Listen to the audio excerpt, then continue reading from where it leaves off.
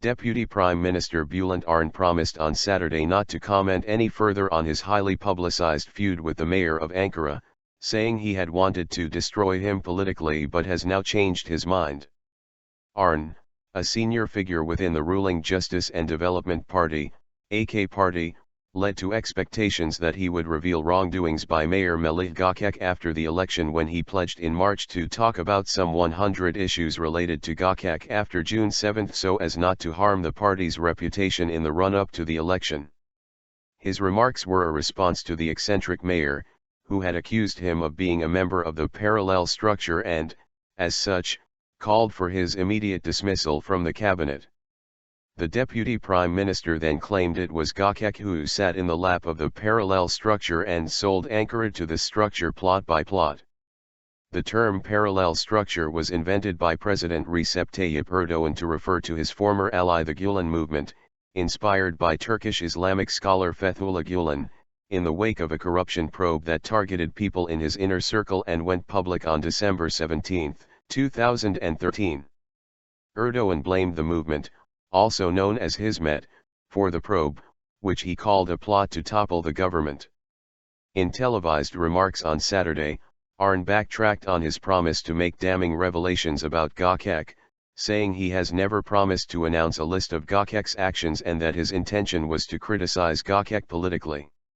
I wanted to politically destroy this person who used me to curry favor with certain people, but this is no longer necessary, he said on CNN Turk television. I was going to say what this person whom you see today standing beside the presidential palace had said about the AK party in the past. He was extremely hostile against the AK party and Erdogan. The AK party heavyweight also suggested that Gökçek's conduct might be one of the reasons why the AK party lost votes in the parliamentary election. Election results are an important indicator. A mayor or mayors could be one of the reasons for AK party's losses. What happens at municipalities, performance of the mayors should definitely be taken into consideration, he said. Arınç said Gökçek's dealings with the parallel structure were not necessarily bad or wrong, explaining that what he meant by selling Ankara plot by plot was that the mayor had overseen municipality decisions to grant pieces of land to institutions affiliated with the movement. If there is any wrongdoing in these decisions, he said, the media or the judiciary could investigate them. But Gökçek should explain why he is now trying to get some of these decisions cancelled if there was nothing illegal about them, he added. He said he had raised the issue of Gökçek's dealings with the parallel structure because Gökçek had accused him of secretly being a member of it, even though it was Gökçek himself who had given the lands until he was reprimanded by Erdogan for doing so. He also claimed that Gökçek's bids to be re-elected in 2009 and 2014 were helped by the movement. Arınç said he was against his candidacy and did not vote for him, but still campaigned for Gökçek after the AK party decided to nominate him again. According to Arınç, representatives from the Gülen movement came to him before both elections, trying to convince him to support Gökçek's candidacy.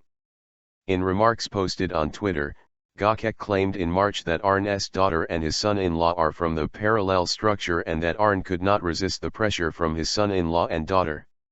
Speaking on CNN Turk, Arınç also denied news reports that he had objected to Gökçek appearing before the cameras, along with Prime Minister Ahmet Davutoğlu, himself and other cabinet members, on the balcony of the AK party headquarters in Ankara on the night of the general election on June 7.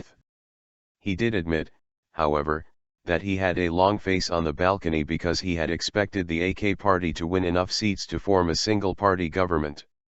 Actually, someone even pointed out that I should smile a little bit, he said, adding that he does not have a poker face and has difficulty hiding his feelings.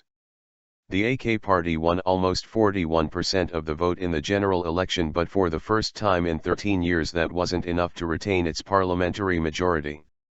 I expected that we would form the government alone again. I thought we would be able to form the government with 290 deputies, Arınç said. He added that the success of the pro-Kurdish People's Democratic Party, HDP, in passing the election threshold was the main factor why the AK party lost its majority.